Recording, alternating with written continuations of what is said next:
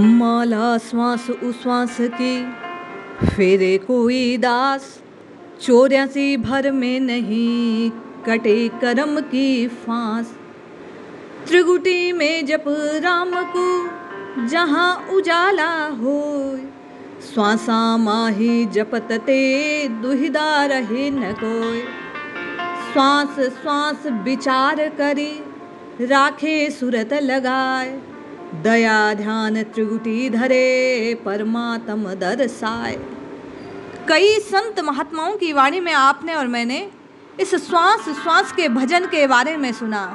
बार बार आपकी और मेरी जिज्ञासा होती है कि ये श्वास श्वास का भजन होता कैसे है, कैसे निरंतर नाम जपने के लिए श्वासों की माला को प्रयोग में लिया जाता है। वह कौन सी विधि है जिसके द्वारा श्वास श्वास के भजन को किया जाता है। ये श्वास श्वास के भजन से आनंद कौन सा मिलता है, कौन से फायदे प्राप्त होते हैं, कैसे श्वास श्वास का भजन करने से मन स्थिर हो जाता है, चित्त का चिंतन केवल और केवल इष्ट रूप में हो जाता है। इन सब बातों को जानने के लिए हम आप कल्याण का मार्ग भक्ति प्रकाश नामक पुस्तक में स्वामी ज्ञानाश्रम जी महाराज ने जो श्वास श्वास के भजन का विस्तारित वर्णन किया उसे श्रवण करते हैं। जय श्री हरि। पूज्य गुरुदेव के चरणों में प्रणाम। सभी नामनिष्ठ साधकों को जय जय श्री सीताराम। पूज्य स्वामी जी मन को स्थिर करने वाले, चित्त को शांत करने वाले उपाय बतलाते हुए कहते हैं कि जब साधक श्वास श्वास का भजन आरंभ करता है, श्वासों की माला पर नाम जपने लगता है तो चित्त स्थिर हो जाता है। साधकों ने जिज्ञासा रखी कि महाराज ये श्वास श्वास का भजन होता कैसे है, तो वे कहते हैं श्वास के द्वारा नाम का जप अत्यंत सुलभ और आशंका रहित उपाय है। श्वास के साथ नाम का जप करना जिसका अनुष्ठान कोई भी कर सकता है। आने जाने वाले श्वास प्रश्वास की गति पर ध्यान रखकर श्वास द्वारा नाम का जप करना, यह अभ्यास बैठते चलते फिरते प्रत्येक क्रिया को संपादित करते किसी भी अवस्था में हो सकता है। श्वास के साथ भजन करने के लिए जोर जोर से श्वास लेने की कोई आवश्यकता नहीं। साधारण रीति से जैसा आपका श्वास चल रहा है, आते और जाते श्वास के साथ आपको नाम का जप करना है। श्वास लेते समय राम और श्वास छोड़ते समय राम। बार बार जब आप और मैं सतर्क होकर इस प्रकार का अभ्यास करेंगे तो श्वास के साथ नाम जप करने से मन रुक जाएगा, जप होने लगेगा।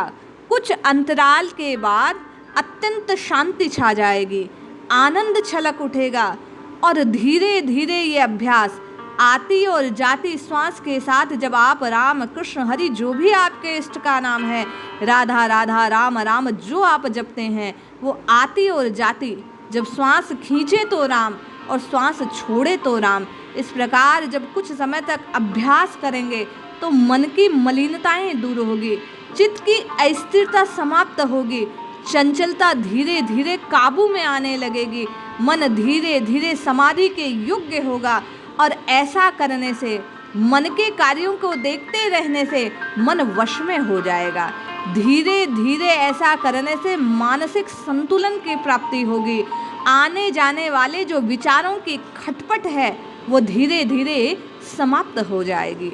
भगवान नाम संकीर्तन भी इसी रीति से करने से, भगवान के नाम को जोर जोर से उच्चारित करने के फलस्वरूप इसी प्रकार जब प्रारंभिक अवस्था में नाम संकीर्तन किया जाए, फिर श्वासों की माला पर नाम जपने का अभ्यास किया जाए तो मन निरुद्ध हो जाएगा, परमात्मा में लगने लगेगा।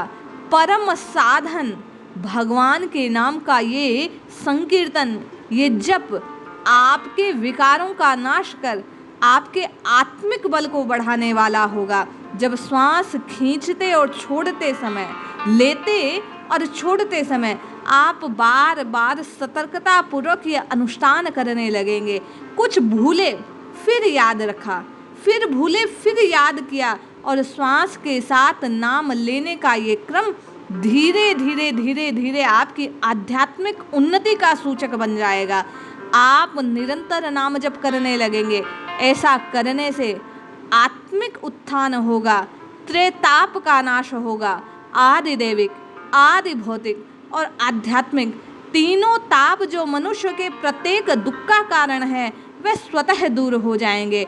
ऐसे नाम जपने से आपके शरीर में जितने भी उद्वेग उत्पन्न हो रहे हैं वे धीरे धीरे शांत हो जाएंगे। बीमारियां, रोग स्वतः दूर हो जाएंगे।